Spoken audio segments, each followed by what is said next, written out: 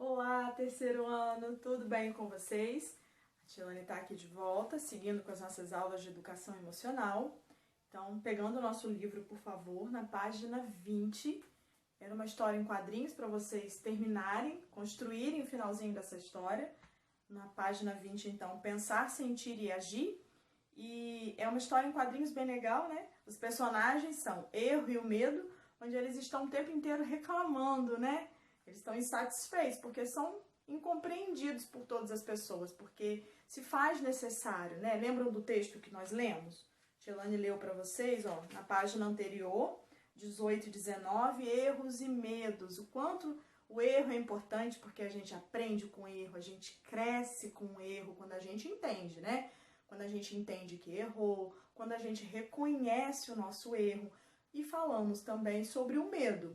Né, o quanto o medo também se faz importante na nossa vida para a preservação da saúde, né? Para a gente não se sentir ousado demais, arriscado demais. O medo também é bom. E aí eles estão aqui, ó, na historinha falando isso pra gente, na história em quadrinhos. Então, o final da história era para vocês concluírem os dois últimos quadrinhos. A Tilane vai ler porque é uma correção, mas é uma correção que não é muito... né, fechada, não tem uma resposta correta. É aquilo que vocês vão construir aí para finalizar essa história. A Tilane colocou assim, ó, lá no finalzinho, vou ler do terceiro para dar seguimento.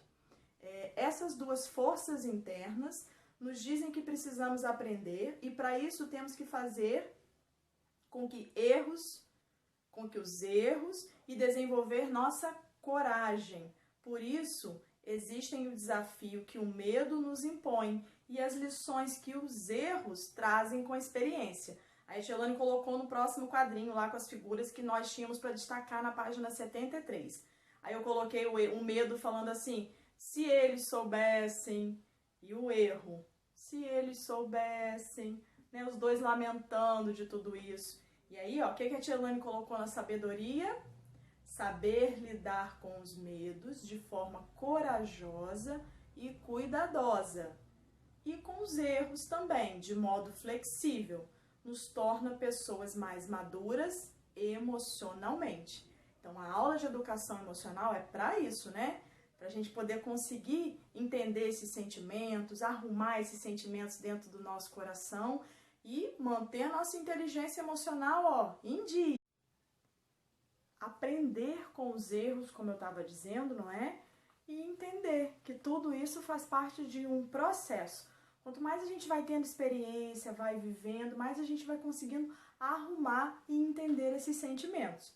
Então, a letrinha B está perguntando assim, você já aprendeu algo com um erro que você cometeu?